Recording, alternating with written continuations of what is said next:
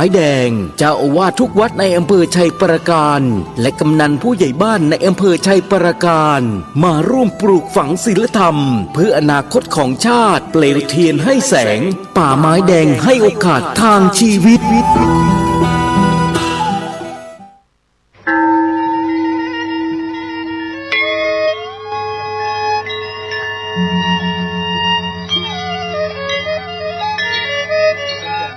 วัดพระสิงห์วรมหาวิหารโรงเรียนธรรมราชศึกษาร่วมกับเทศบาลนครเชียงใหม่ขอเชิญร่วมพิธีบรรพชาสามเณรภาคฤดูร้อนครั้งที่26เฉลิมพระเกียรติพระบาทสมเด็จพระวชิรเกล้าเจ้าอยู่หัวรัชกาลที่10เฉลิมพระเกียรติสมเด็จพระกนิษฐาธิราชเจ้ากรมสมเด็จพระเทพรัตนราชสุดาสยามบรมราชกุมารีเนื่องในวโรกาสเจริญพระชนมายุ70 พรรษาระหว่างวันที่2ถึง13เมษายนพุทธศักราช2568ตามกำหนดการดังต่อไปนี้วันที่1เมษายนพุทธศักราช2568เวลา 14 นาฬิกาพิธีปลงผมณอาคารเรืองวิสุทธิ์โรงเรียนธรรมราชศึกษาวันพุธที่2เมษายนเวลา 8 นาฬิกาพิธีบรรพชาณพระวิหารหลวงวัดพระสิงห์วรมหาวิหารอำเภอเมืองจังหวัดเชียงใหม่ในงานนี้ขอเชิญเป็นเจ้าภาพบรรพชาสามเณรรูปละ 1,500 บาทหรือถ้าเป็นเจ้าภาพภัตตาหารและน้ำปานะติดต่อสอบถามรายละเอียดเพิ่มเติมได้ที่พระเทพสิงหวราจารย์โทรศัพท์ 0818838752 พระครูปริยัติกิจจาภิวัตรโทรศัพท์ 0892642485 หรือที่ธนาคารกรุงไทยชื่อบัญชีโครงการบรรพชาสามเณรภาคฤดูร้อนวัดพระสิงห์วรมหาวิหารเลขบัญชี 5400081 ได้ตั้งแต่วันนี้เป็นต้นไปสิ่งที่ควรแนะนำและจำเป็นแก่ผู้ที่เรารักและปราณีเธอทั้งหลายพึงชักชวนให้ตั้งมั่นอยู่ในความเลื่อมใสแห่ง3 ส่วนพระพุทธพระธรรมมวลและพระสงฆ์ผู้ทรงคุณการปักติรูปศาสตร์ศักราช1517มาร์ตินลูเทอร์ซึ่งโด่งดังได้ติดแผ่นคำประท้วง95ข้อบนประตูโบสถ์ธรรมเป็นเหตุให้เกิดความแตกแยกทั้งทางการเมืองและทางศาสนาเป็นรัฐคาทอลิกเฟื่องและโปรเตสแตนต์เรืองโดยพระเจ้าจักรพรรดิปฏิวัติฝรั่งเศสหลังการปฏิวัติคริสตศักราช1789ผ่านมานโปเลียนโบนาปาร์ตเป็นจักรพรรดิของอาณาจักรฝรั่งเศสมาแล้วและได้เริ่มรุกรานประเทศอื่นมั่วทั่วยุโรปเยอรมันหลายรัฐแถวแถบนั้นลุ่มแม่น้ำไรตกเป็นเมืองขึ้นของฝรั่งเศสกระทั่งได้คาดเข็นนโปเลียนบีบเน้นได้ประกาศยุบอาณาจักรโรมันอันศักดิ์สิทธิ์ยิ่งนักแห่งประชาชาติเยอรมันคร่าพระเจ้าจักรพรรดิฟรานซ์ที่2แห่งออสเตรียต้องยอมเสียบัลลังก์นั้นคือชาติเยอรมันเหลือเพียงแค่ออสเตรียขอถวายความนอบน้อมแด่พระรัตนตรัยมีพระพุทธเจ้าเป็นต้นขอถวายความเคารพพระมหาเถระพระเถรานุเถระเจ้าคณะพระสังฆาธิการทั่วโลกมีพระธรรมเสนาบดีรองเจ้าคณะภาค7 วัดพระธาตุดอยสุเทพเป็นต้นและขออำนวยพรแด่ท่านผู้ฟังท่านผู้ชมสาธุชนพุทธบริษัททั้งหลายวันนี้รายการนาวาวังทองของวัดพระธาตุดอยสุเทพมีพ่อครูวันลบนามวงพรหมเป็นผู้อำนวยการอาจารย์พระมหาประสิทธิ์ประสาธิโกเป็นหัวหน้าสถานีและอาตมาภาพพระครูปริยัติยานุศาสตร์เป็นผู้บรรยายเป็นประจำวันศุกร์เสาร์และอาทิตย์เวลา 7:30 นาทีถึง 8 นาฬิกาและวันศุกร์กับวันเสาร์เวลา 13 ถึง 14 นาฬิกา3 วันแต่ 5 เวลาและสถานีวิทยุเพื่อการศึกษาพระพุทธศาสนาและวัฒนธรรมวัดฝายหินตำบลสุเทพอำเภอเมืองจังหวัดเชียงใหม่มีท่านพระครูสมุวิศววรกิจโจเป็นผู้อำนวยการออกอากาศเวลา 17 ถึง 18 นาฬิกาของวันพุธ 14 ถึง 15 นาฬิกาวันศุกร์และวันเสาร์และเวลา 15 ถึง 16 นาฬิกาวันอาทิตย์4 วัน 4 เวลาละ 1 ชั่วโมงวันนี้ก็เหมือนเดิมบันทึกเสียงล่วงหน้ามาจากวัดพระธาตุดอยสุเทพเยอรมันเพราะว่าตอนนี้กำลังพักพาอาศัยอยู่ที่วัดพระธาตุดอยสุเทพมาเป็นเวลาหลายเดือนแล้ว2 เดือนกว่าหนีภัยหนาวจากเอสโตเนียมา ตอนนี้ก็มีท่านพระครูวิมลรัตนวัดพวกช้างเจ้าคณะตำบลไหยาเขต 2มาปฏิบัติหน้าที่พระธรรมทูตประจำอยู่ที่นี่เป็นเวลา2 เดือนกว่าแล้วเดี๋ยววันที่1 เมษายนนี้ก็จะกลับวีซ่าหมด กลับไปก็ต้องไปพักอยู่3 เดือนแล้วจึงทำวีซ่าเข้ามาใหม่อีกได้ตอนนี้ก็มีสามเณรน้อยสังเหลือเป็นพระคุณอย่างยิ่งครับเหมือนกันนะ สาธุวัดป่าแดงหลวงฝากความคิดถึงพระเดชพระคุณหลวงพ่อพระครูโคสิทธิ์ปริยัติยาภรณ์ด้วยเด้อเจ้าคณะตำบลสุเทพเขต 1 คงสบายดี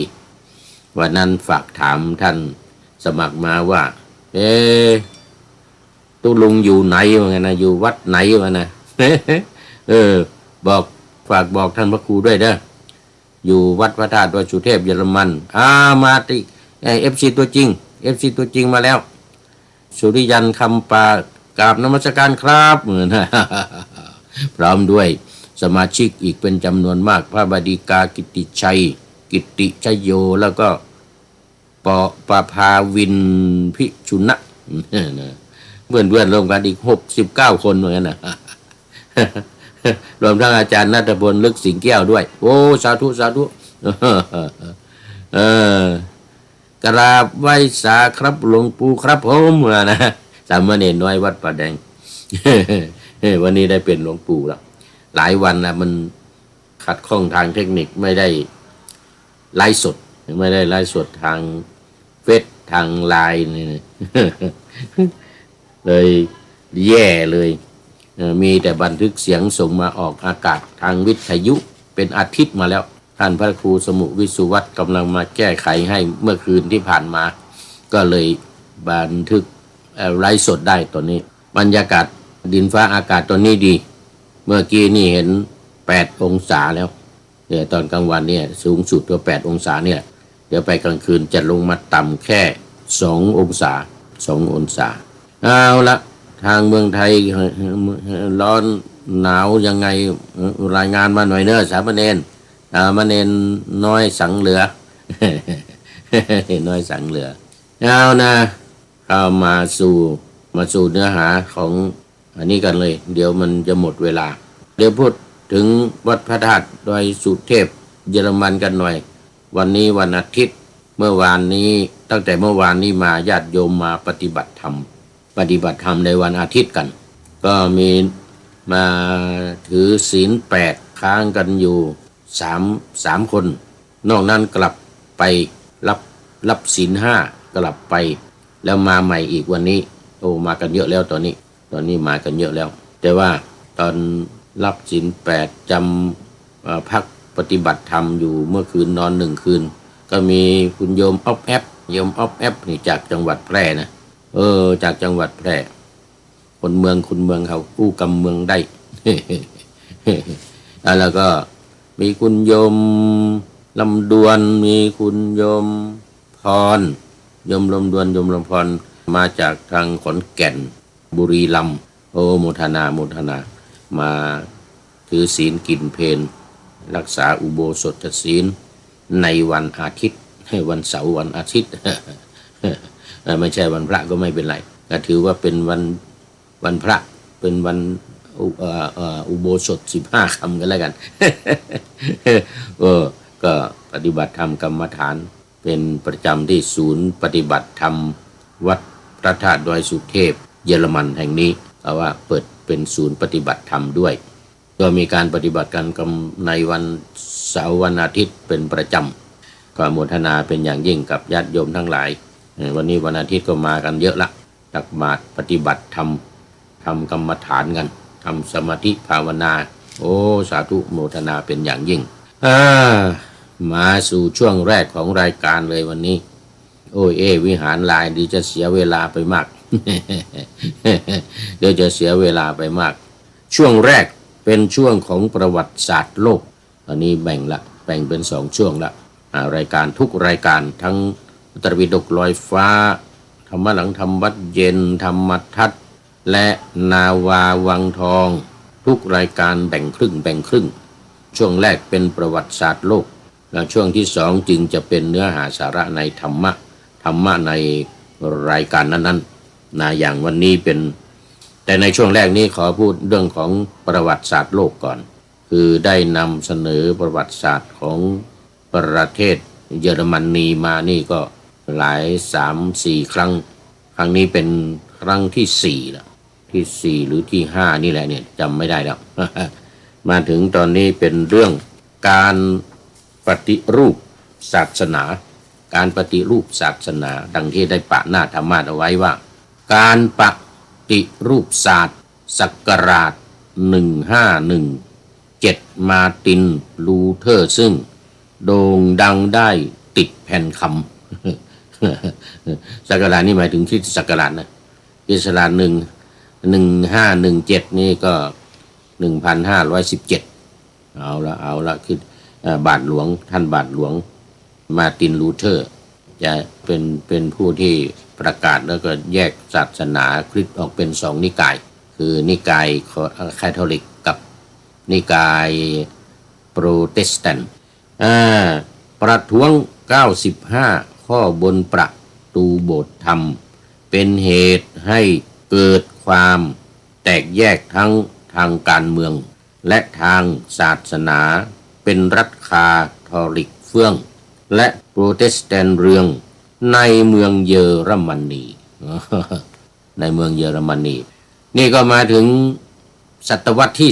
17ท่านผู้ฟังก็คงพอจำว่าเมื่อศตวรรษที่12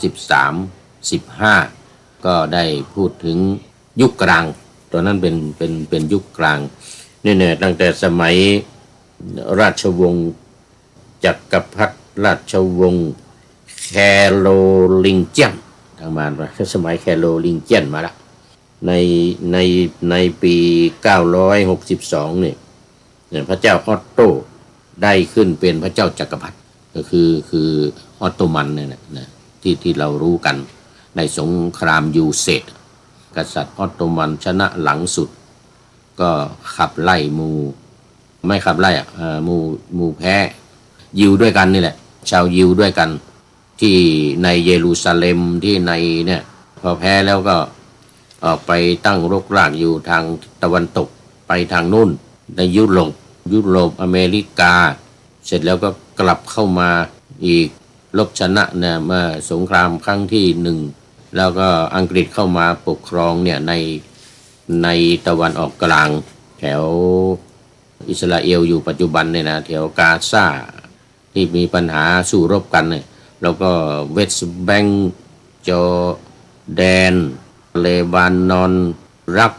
ไรซีเรียอียิปต์พวกนี้นะเนี่ยพอสงครามโลกครั้งที่สองเสร็จอังกฤษก็เอาชาวยิวตะวันตกชาวยิวใหม่ชาวยิวที่อยู่ทางทิศตะวันตกไม่ใหม่มันสืบทอดมาจากชาวยิวนานมาแล้วเขาเรียกไซออนนิสเอาไซออนนิสเนี่ยเข้ามาตั้งรกรากสร้างประเทศใหม่โดยสหประชาชาติตั้งให้ที่ดินแก่อิสราเอลตั้งประเทศอยู่ในเขตเนี่ยเวสต์แบงก์เนี่ยใกล้ๆเวสต์แบงก์ใกล้ๆกาซานี่นะได้เลบานอนเนี่ยนะให้เนื้อที่แล้วก็ตั้งประเทศเยอรมันอิสราเอลตั้งประเทศอิสราเอลในปัจจุบันสัญญาณการไลฟ์สดของพระอาจารย์ขาดหายนะครับถูกต้องเมื่อกี้ก็ว่าไปทีหนึ่งแล้วว่ามันไม่เสถียรอินเทอร์เน็ตไม่เสถียรมันอยู่ไกลนี่ขึ้นมาจัดบนห้องพระเดชพระคุณหลวงพ่อนี่ห้องพระเดชพระคุณหลวงพ่อห้องพระธรรมเสนาบดีเพราะว่าข้างล่างมันมีญาติโยมมาวันเสาร์อาทิตย์นี่ต้องขึ้นมาจัดบนห้องนี้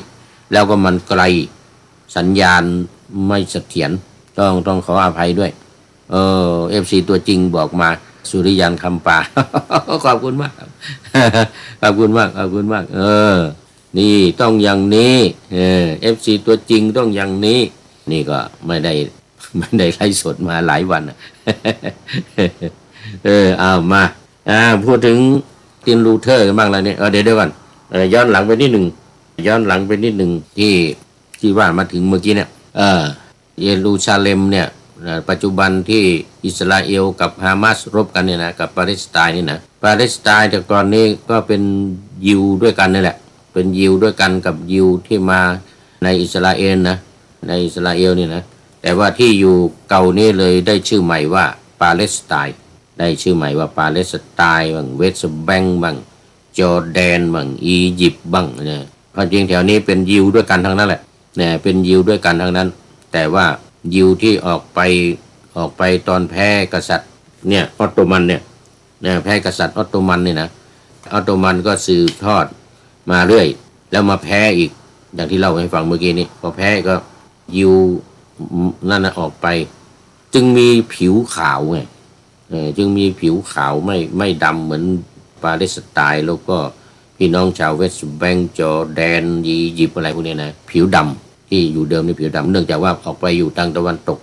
ไปผสมผสานกันกับฝรั่งทางยุโรปทางอเมริกาโดยเฉพาะในอังกฤษใน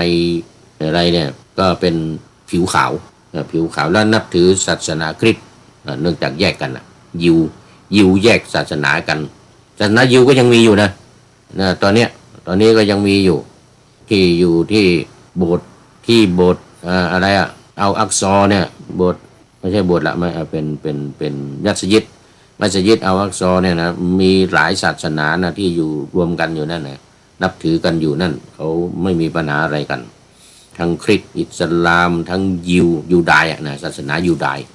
ต้นกำเนิดของศาสนาคริสต์กับศาสนาอิสลามเนี่ยแยกกันไป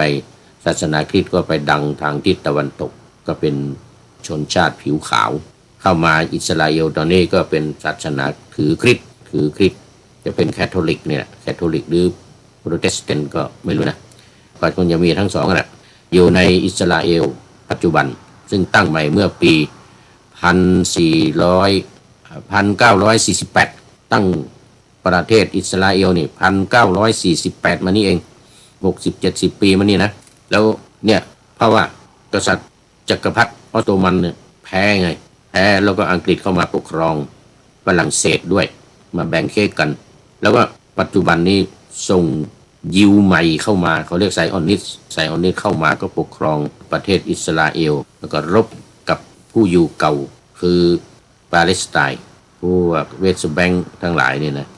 อียิปต์จอร์แดนด้วยเพราะว่าเป็นที่เก่าที่เดิมที่เคยอยู่ไม่ใช่อะไรหรอกเราก็ไม่มีความผิดเพราะว่าเคยอยู่ที่นี่แล้วก็ถือว่าพระเจ้าได้มอบหมายดินแดนเนี่ยให้พวกเขาว่างั้นนะตามคัมภีร์ไบเบิล ตามคัมภีร์ ไบเบิลโอนเทสเมนต์นะโอนเทสเมนต์นี่บอกว่าที่ดินเนี่ยพระเจ้ามอบให้ความจริงก็มอบให้ทั้งหมดนั่นแหละเพราะว่าสมัยนั้นมันยังไม่เป็นคริสต์ไม่เป็นอิสลามไม่เป็นคริสต์ไม่เป็นอิสลามมันเป็นยูดาห์ศาสนายูดาห์มีพระยาเวที่อยู่ข้างบนนู้นเป็นหลักอยู่ข้างบนนู้นมาสมัยคริสเตียนก็เปลี่ยนชื่อยาเวเป็นยะโฮวามีพระเจ้าองค์เดียวกันนั่นแหละพระเจ้าองค์เดียวกันแต่ว่าแยกนิกายกันอย่างว่าเนี่ย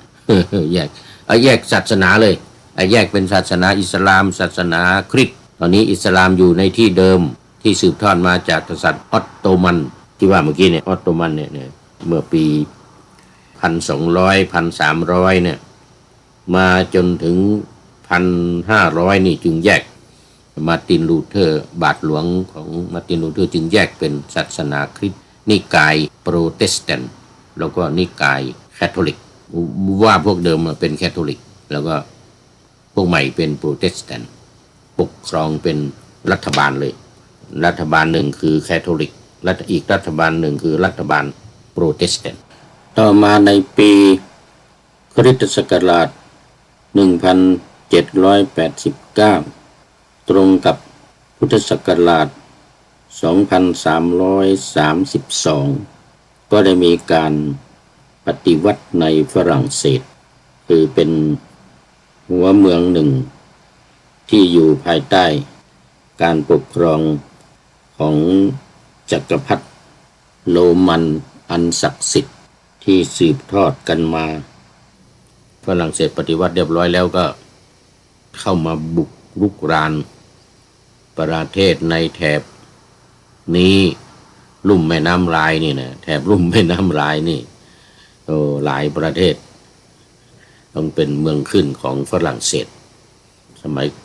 มัยก่อนนั้นก็อยู่ภายใต้การปกครองของพระเจ้าจักรพรรดิแห่งโรมันนี่แหละที่เปลี่ยนกันที่พูดไว้เมื่อวันก่อนในยุคกลางแล้วก็มาในยุคที่ปฏิวัติศาสนาทั้งฝรั่งเศสออสเตรียเยอรมันอิตาลีอะไรแถวๆเนี่ยนะก็อยู่ภายใต้พระเจ้าจักรพรรดิองค์เดียวกันแต่ก็ปกครองของใครของมันนะ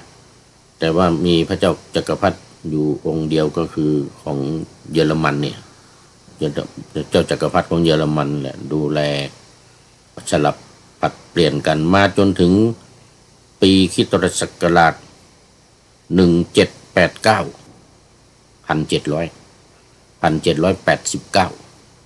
เกือบจะ1,800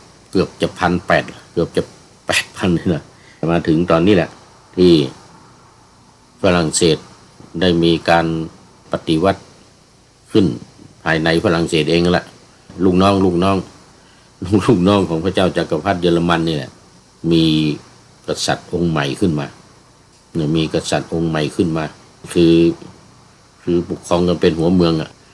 มีกษัตริย์ปกครองมีหัวหน้าปกครองแต่อยู่ภายใต้พระเจ้าจักรพรรดิของเยอรมันดังที่ปานาธรรมาสไว้ว่าปฏิวัติฝรั่งเศสหลังการปฏิวัติคริสตศักราช1789ผ่านมานโปเลียนโบนาปาร์ตเป็นจักรพรรดิของอาณา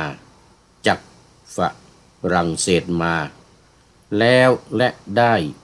เริ่มรุกรานประเทศอื่นๆมั่วทั่วยุโรปเยอรมันหลายรัฐแถบนั้นลุ่มแม่น้ำไรตกเป็นเมืองขึ้นของฝรั่งเศสกระทั่งได้คาดเข็นนโปเลียนบีบเน้นได้ประกาศยุบอาณาจักรโรมันอันศักดิ์สิทธิ์ยิ่งนักแห่งประชาชาติเยอรมันฆ่าพระเจ้าจักรพรรดิฟรานซ์ที่2แห่งออสเตรียต้องยอมเสียบัลลังก์นั้นคือชาติเยอรมันเหลือเพียงแค่ออสเตรียคือเป็นจักรพรรดิคุมหมด เป็นจักรพรรดิพระเจ้าจักรพรรดิคลุมหมดอย่างว่านะสลับสับเปลี่ยนกันขึ้นเป็นบางทีก็ฝรั่งเศสบางทีก็ออสเตรียบางทีก็เยอรมัน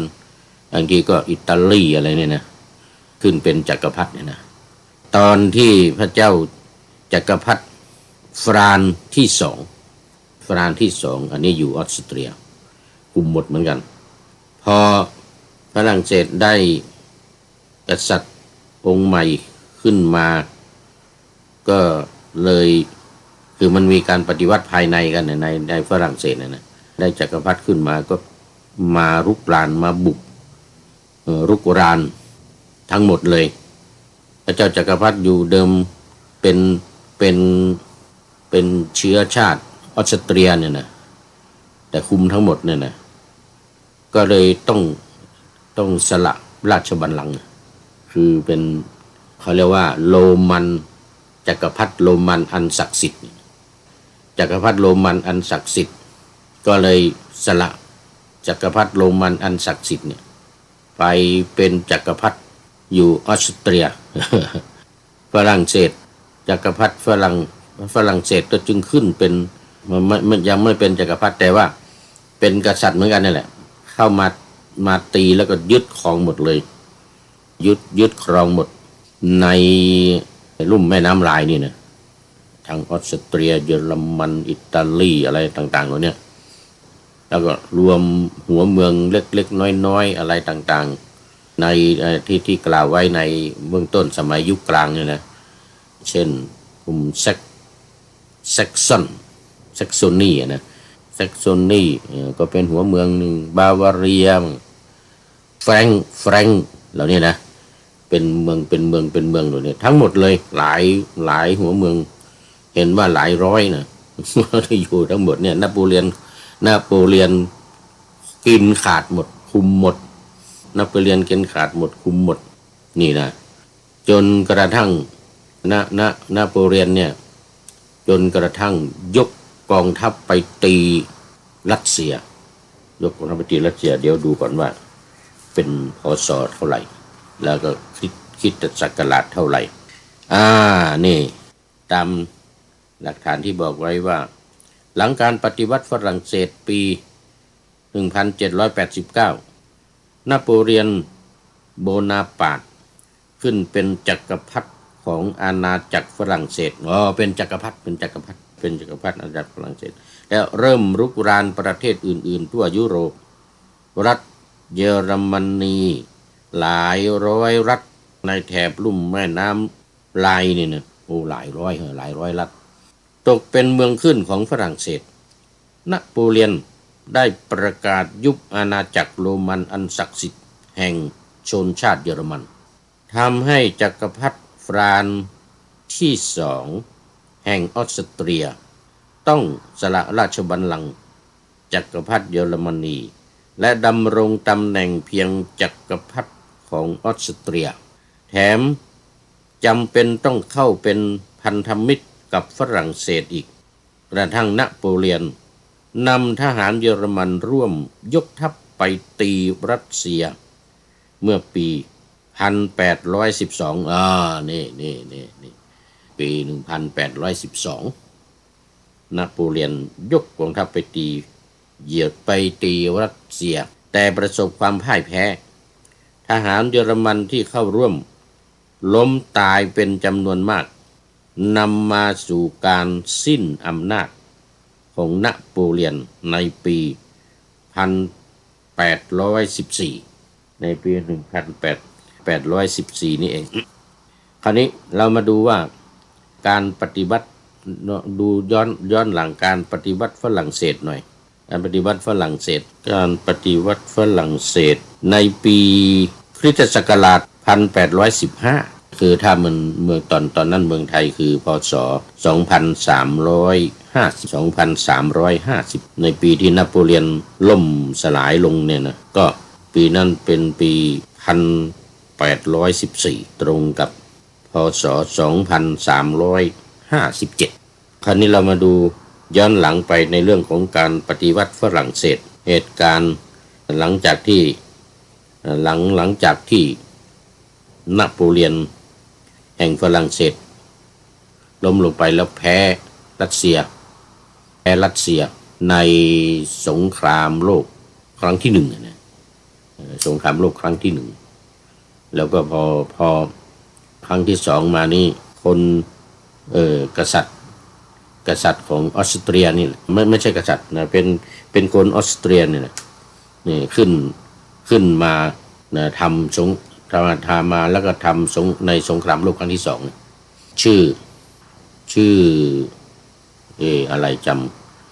ำติดปากอยู่นะความจริงอ่ะอดอล์ฟฮิตเลอร์มาถึงอดอล์ฟฮิตเลอร์หลังจากนโปเลียนแพ้ไปเนี่ยนะอดอล์ฟฮิตเลอร์ก็ขึ้นพังงาดขึ้นมาแล้วก็พากันรบในสงครามโลกครั้งที่สองแต่ว่าวันนี้มันหมดเวลาในช่วงแรกจะแล้วมันจะต้องเอาไว้ก่อนละมาเล่าต่อจากนี้เล่าที่หลังเอาไว้แค่นโปเลียนก่อนแค่นโปเลียนแล้วก็นโปเลียนล่มสลายไปหมดอำนาจไปหลังจากนี้ยึดเยอรมันนโปเลียนของฝรั่งเศสยึดเยอรมันเจ้าจักรพรรดิฟรานซ์ที่สองต้องเสียสละราชบัลลังก์ลงไปเป็นกษัตริย์อยู่แค่ออสเตรียเอาไว้แค่นี้ก่อนวันครั้งต่อไปนะครั้งต่อไปก็ค่อยมาพูดกันเพราะว่าตอนนี้จะต้องพูดถึงธรรมะในวันนี้ก็มาถึงตอนที่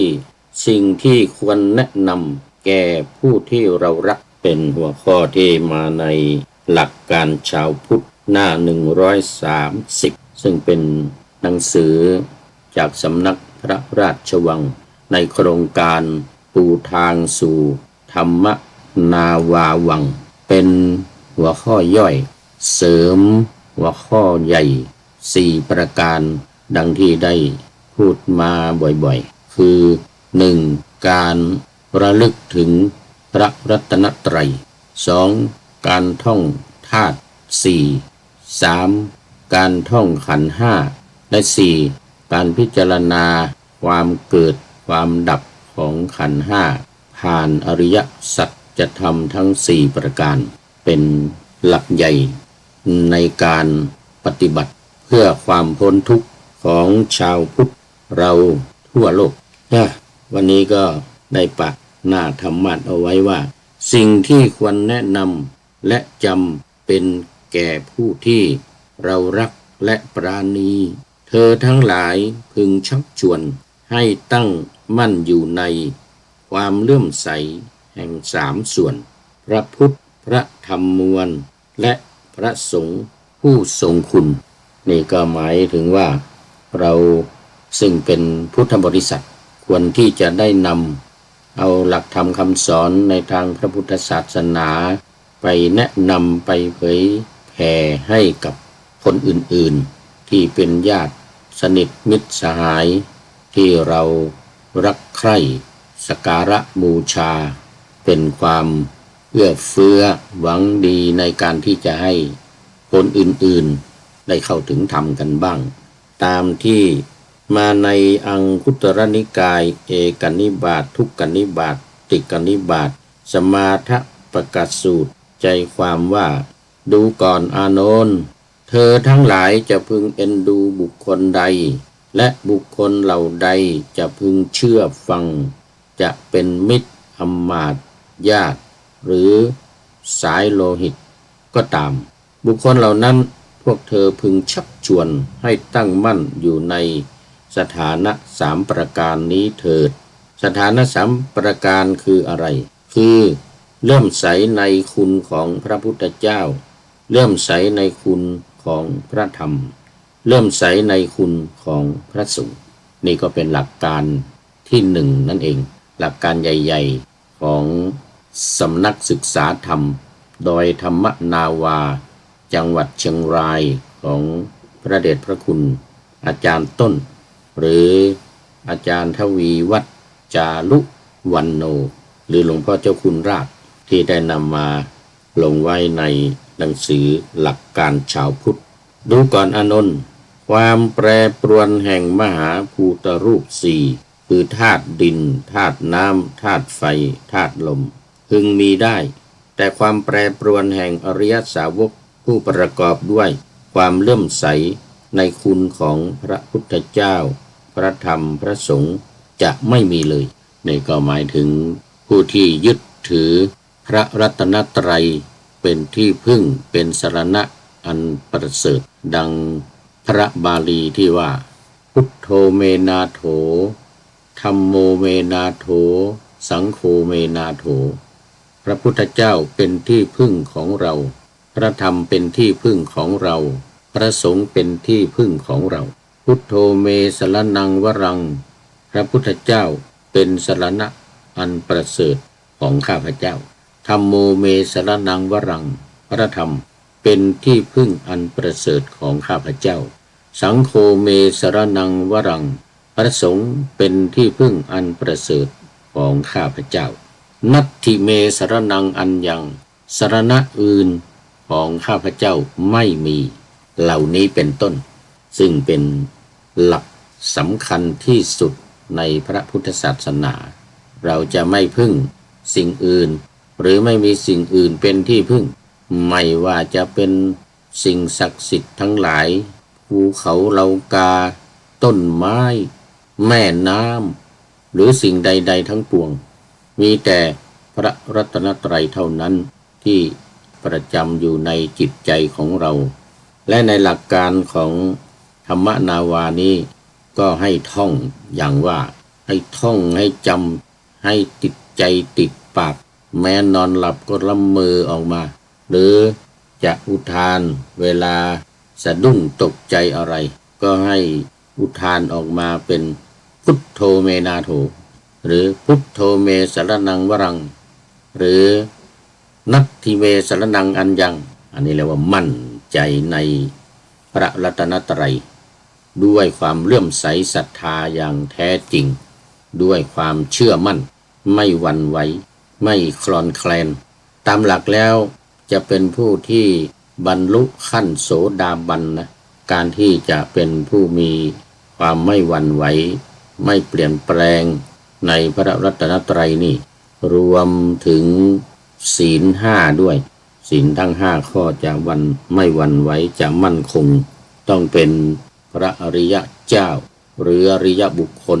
ตั้งแต่โสดาบันขึ้นไปซึ่งจะเป็นฆราวาสก็ได้เป็นบรรพชิตก็ได้คือเป็นนักบวชเป็นพระสงฆ์องค์เนนเป็นแม่ชีภิกษุณีสามเณรีอะไรนักบวชก็ตามไม่ใช่เฉพาะนักบวชเท่านั้นแต่ที่เป็นฆราวาสญาติโยมเมื่อบุญญาบารมีมาถึงหรือได้รับการอบรมปฏิบัติวิปัสสนากรรมฐานสมถกรรมฐานถึงการเวลาบรรลุธรรมนี่แล้วตั้งแต่โสดาบันขึ้นไปเนี่ยจะมีความมั่นคงไม่หวั่นไหวในพระรัตนตรัยไม่เปลี่ยนแปลงไปเป็นอย่างอื่นกล่าวคือไม่มีสิ่งอื่นมาเป็นที่พึ่งมาเป็นสรณะความแปรปรวนในข้อนี้คืออริยสาวกผู้ประกอบด้วยความเลื่อมใสในคุณของพระพุทธเจ้าพระธรรมพระสงฆ์นั้นจะไปเกิดในนรกเป็นสัตว์เดรัจฉานหรือเป็นเปรตนั้นจะเป็นไปไม่ได้เลยนี่เป็นพุทธดำรัสขององค์สมเด็จพระสัมมาสัมพุทธเจ้าดูก่อนอานนท์เธอทั้งหลายพึงเอ็นดูบุคคลใดและบุคคลเหล่าใดจะเชื่อฟังเป็นมิตรอำมาตย์ญาติหรือสายโลหิตก็ตามบุคคลเหล่านั้นพวกเธอพึงชักชวนให้ตั้งมั่นอยู่ในสถานะ3ประการนี้เถิดนี่ก็เป็นหลักการยืนยันที่แน่นอนว่าพระรัตนตรัยเท่านั้นเป็นที่พึ่งเป็นสรณะของเราเมื่อมีความเลื่อมใสศรัทธามั่นคงในพระรัตนตรัยแล้วต่อไปก็เป็นเรื่องของการทำบุญตักบาตรที่ถูกต้องตามที่มาในหนังสือหลักการชาวพุทธ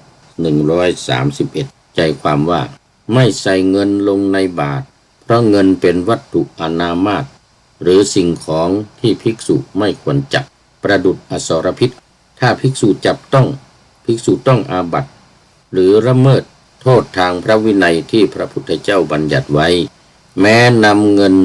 ใส่ย่ามพระก็ผิดพระวินัยเช่นกันนี่ก็เป็นเรื่องของวัตถุอนามาตที่เป็นเงินเป็นทองหรือในปัจจุบันเป็นธนบัตรเป็นเหรียญแลกเปลี่ยนสินค้าได้คือเงินที่ใช้จ่ายกันอยู่ในปัจจุบันนี้ด้วยไม่เฉพาะเงินที่เป็นรูปประพันธ์เป็นเงินสีขาวๆทองก็ไม่เฉพาะทองที่เป็นรูปประพันธ์เป็นสร้อยคอเป็นแหวนเป็นทองคำทองเค7 กะรัต10 กะรัต90 เค95 เคอะไรก็ตามไม่เฉพาะทองรูปประพันธ์ทั้งหลายเหล่านั้นแต่เงินทองความหมายที่ว่าเป็นสิ่งแลกเปลี่ยนทั้งเงินทั้งทองตอนนี้ก็ทองนี่ก็ขึ้นราคามากเลยทีนี้แพงกว่าเงินเป็นมากเลย1 บาทเนี่ยเห็นว่า 40,000 50,000แล้วตอนนี้คิดเป็นค่าเงินในปัจจุบันนะเห็นว่าจะแตะเป็นแสนในปี2 ปีข้างหน้านี่เห็นว่างั้นนะเพราะว่าตอนนี้ค่าเงินดอลลาร์ตกและเงินตระกูลอื่นๆก็ตกลงด้วยแต่ทองคำกับพุ่งกระฉูดขึ้นสาเหตุที่เงินตกก็เพราะว่าทองคำมันแพงนี่เอง ราคามันแพงสมัยก่อนขออภัยสมัยก่อนที่ผู้พูดเนี่ยเป็นเด็กอายุ5-6 ขวบเห็นพี่สาวซื้อมาแม่ซื้อให้พ่อแม่ซื้อให้1 บาทเนี่ยนะบาททองคำเนี่ยนะ400 บาทสมัยนั้นเมื่อสัก60 ปีมาแล้ว60 ปี10 กว่าปีมานี่นะ ในช่วงที่ผู้พูดเนี่ยอายุ6-7 ขวบเนี่ยกำลังเข้าโรงเรียนป.1 ป.2 เนี่ยรู้สึกว่าจะเป็นประมาณพ.ศ. 2506 507เนี่ยนะพี่สาวก็ได้มาสลึงหนึ่ง 25 สตางค์ไม่สลึงหนึ่ง1 ใน 4ของทอง1 บาทนั่นโอ้อวดกันใหญ่เลยเพราะบาทหนึ่งมัน400สลึงหนึ่งมันก็ร้อยบาท100 บาทแต่เงินบาทสมัยนั้นมันแพงนะมันราคามันแพงนะสิ่งของอะไรนี่เล็กๆน้อยๆนี่นะก็จ่ายเงินนิดหน่อยก็ได้สิ่งของมาก100สมัยนั้นได้1 สลึงได้ทองมาสลึงหนึ่งมาอวดใหญ่เลยพี่สาวเอามาอวดใหญ่เลยนี่ พ่อไปในเมืองพ่อกับแม่ไปในเมืองซื้อมาให้เราเป็นผู้ชายไม่ได้ว่างั้นนะแม่บอกให้แต่ผู้หญิงว่างั้นนะผู้ชายไม่ให้ คนจริงเราน่าจะได้ไว้บ้างนะได้ไว้ตอนนั้นสัก1 สลึงหรือ1 บาทนี่นะโอ้ตอนนี้ก็เป็น 40,000 50,000 บาท แต่แม่บอกว่าผู้ชายไม่ต้องเอาเหมือนกันผู้ชายเขาไม่ใส่กันหรอกมีแต่ผู้หญิงใส่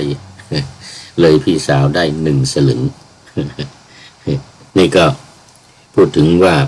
การทำบุญตักบาตรไม่ควรเอาไปใส่บาตรให้พระยกเว้นว่ามีความจำเป็นจะต้องใช้จ่ายอย่างเช่น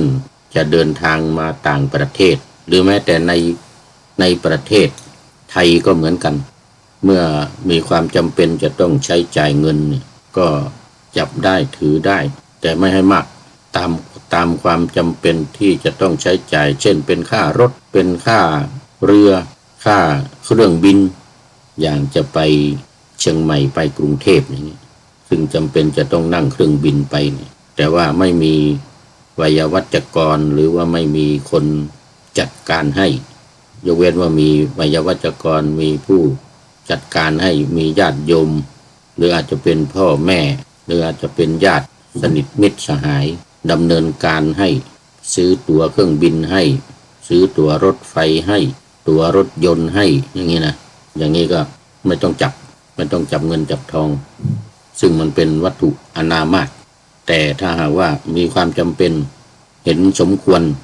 ที่จะต้องจับจ่ายจะต้องใช้สอยจะต้องซื้อสิ่งของ อย่างว่าเนี่ยจะเดินทางมาต่างประเทศเนี่ยก็มีความจำเป็นไม่เป็นอาบัติไม่ผิดเนี่ยอย่างผู้พูดนี่มาประเทศเยอรมันหรือไปที่ไหนไปประเทศอื่นมาปีที่แล้วนี่ก็มาประเทศเอสโตเนียจากเอสโตเนียก็มาที่นี่ถ้าไม่จับเงินใครจะมาซื้อตั๋วเครื่องบินให้ตั๋วรถไฟค่าใช้จ่ายต่างๆอาหารการกินผ้าสบงจีวรเครื่องใช้ไม้สอยต่างๆสมุดหนังสือการเดินทางนี่ก็ต้องทำวีซ่าต้องจ่ายค่าวีซ่านี่อย่างผู้พูดนี่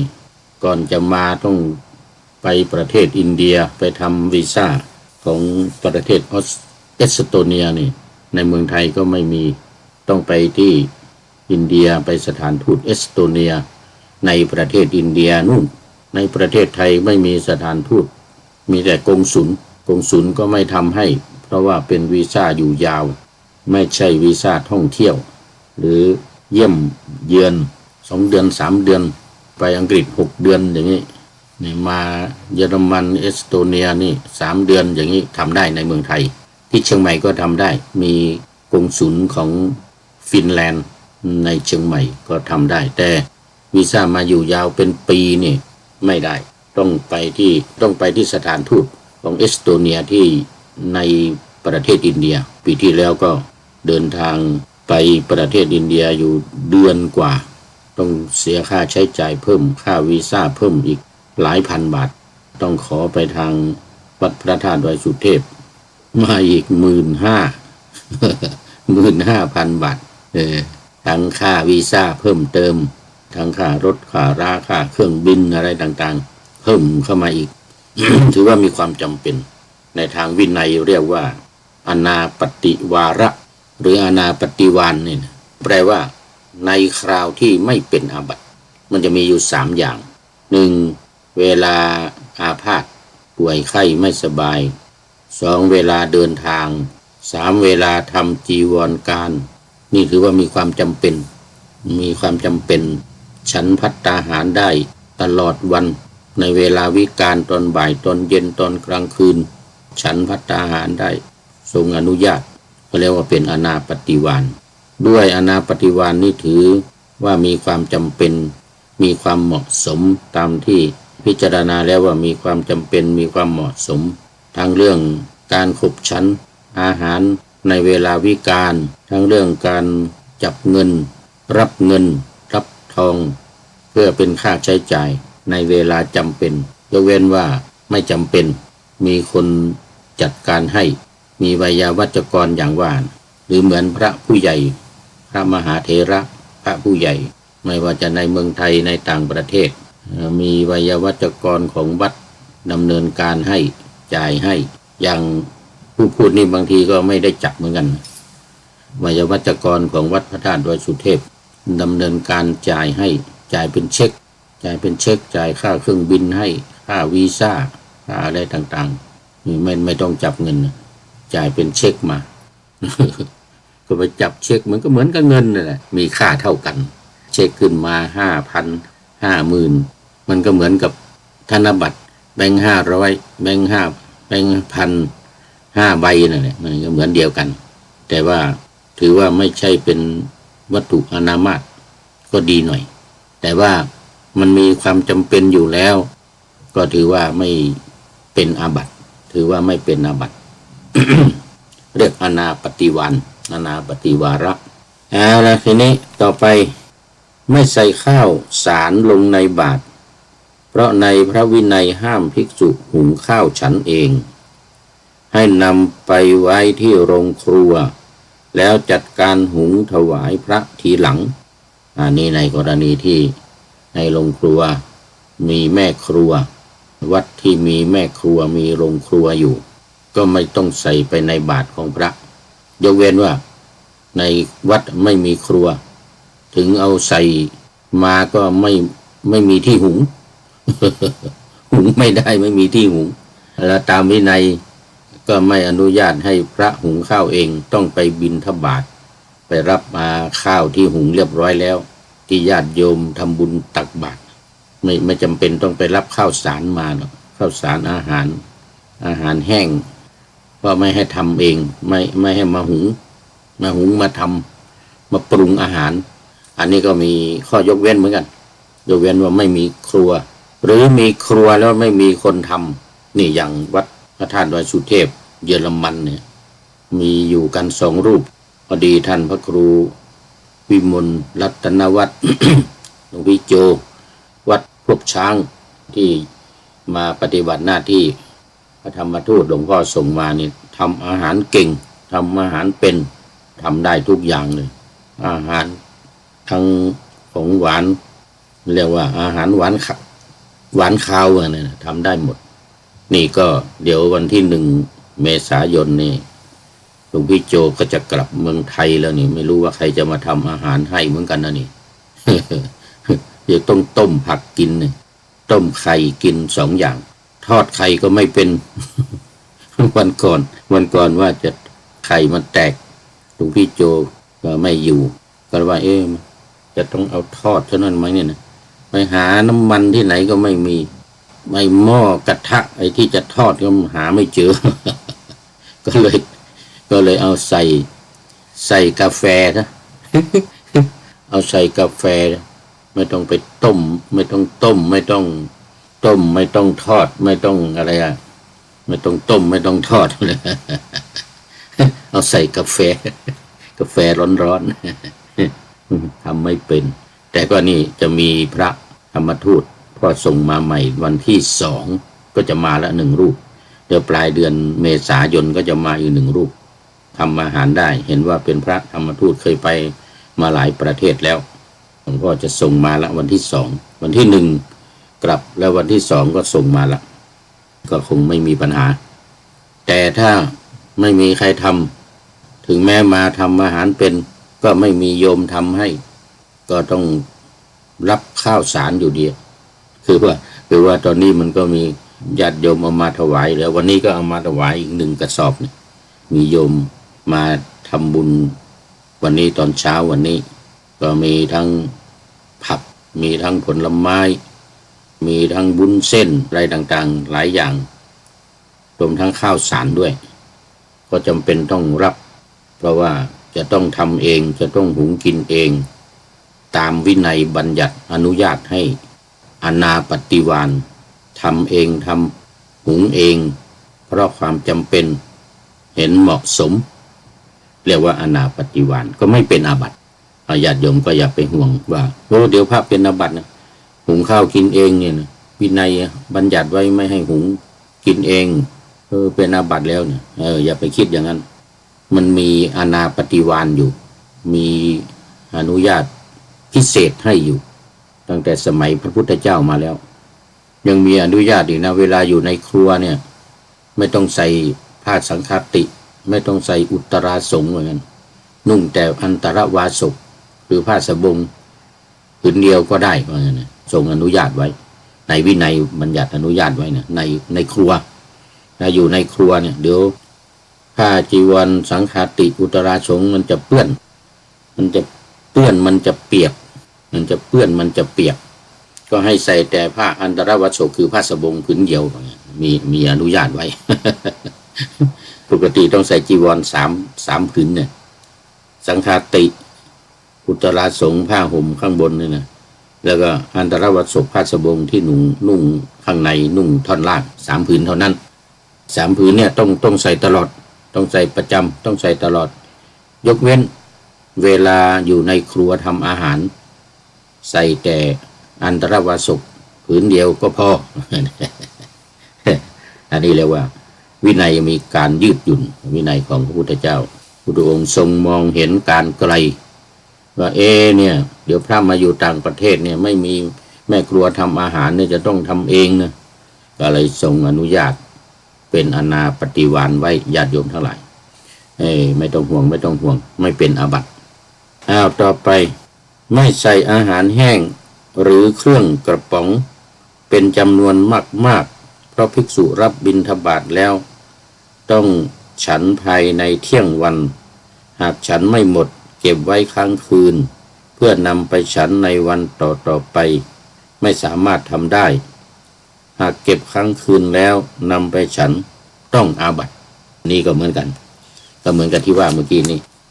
ที่ถ้ามีครัวมีคนถวายประจำหรือบิณฑบาตฉันประจำก็ไม่จำเป็นต้องรับอาหารแห้งอย่างว่าเมื่อกี้เนี่ยวุ้นเส้นมาม่าอะไรต่างๆเหล่านี้นะแต่ในกรณีที่ไม่มีคนทำให้ที่ได้มาม่ามาแล้วนี่ก็ไม่มีคนทำไม่มีโยมมาต้มให้มาชงให้ก็ต้องทำเองก็ไม่ผิดอาบัติไม่เป็นอาบัติเพราะว่าเป็นอานาปฏิวาระก่อนตักบาตรควรระลึกถึงพระรัตนตรัยว่าขออำนาจพระพุทธพระธรรมพระสงฆ์จงบันดาลบุญที่เกิดจากการใส่บาตรนี้ให้ถึงแก่ญาติทิพย์เทวดาที่รักษาพร้อมทั้งนายเวรของข้าพเจ้าอันนี้ก็เป็นหลักการของสำนักศึกษาธรรมโดยธรรมนาวาของท่านอาจารย์ต้นที่เขียนไว้ในหนังสือหลักการชาวพุทธหน้าที่131เอาละวันนี้ก็ใกล้จะหมดเวลาสรุปก็คือสิ่งที่ควรแนะนำให้แก่ผู้ที่เรารักคือให้ตั้งมั่นอยู่ในพระพุทธพระธรรมพระสงฆ์คือเลื่อมใสในคุณของพระพุทธพระธรรมพระสงฆ์และสองการทำบุญตักบาตรถ้าไม่จำเป็นก็ทำให้ถูกต้องไม่ใส่เงินลงในบาตรไม่ใส่ข้าวสารลงในบาตรไม่ใส่อาหารแห้งลงในบาตรก่อนตักบาตรระลึกถึงพระรัตนตรัยระลึกถึงพระพุทธพระธรรมพระสงฆ์จนบันดาลบุญกุศลโดยการทำบุญตักบาตรนี้อุทิศส่วนกุศลไปให้แก่ญาติสนิทมิตรสหายที่เป็นทิพย์หรือเป็นเทวดาบ้างเป็นเปรตเป็นอสุรกายอะไรบ้างแต่ว่าเป็นกายทิพย์ให้ได้รับบุญกุศลนี้หรือเจ้ากรรมนายเวรทั้งหลายให้ได้รับบุญกุศลนี้ด้วยอำนาจพระพุทธพระธรรมพระสงฆ์เอาละตอนนี้หมดเวลาจะต้องขอนำรายการนาวาวังทองจากผู้ฟังทั้งหลายไปก่อนขอนำนาวาวังทองไปก่อนแล้วจะย้อนมาใหม่ในวันหน้าคือวันพุธศุกร์เสาร์อาทิตย์ตามตารางเวลาที่ข้าวางอยู่ข้างในเป็นธรรมะจากพระราชวังเป็นนาวาโด่งดังสว่างไสวเป็นทองคำล้ำค่ากว่าสิ่งใดชุบชีวิตจิตใจให้ใสงาม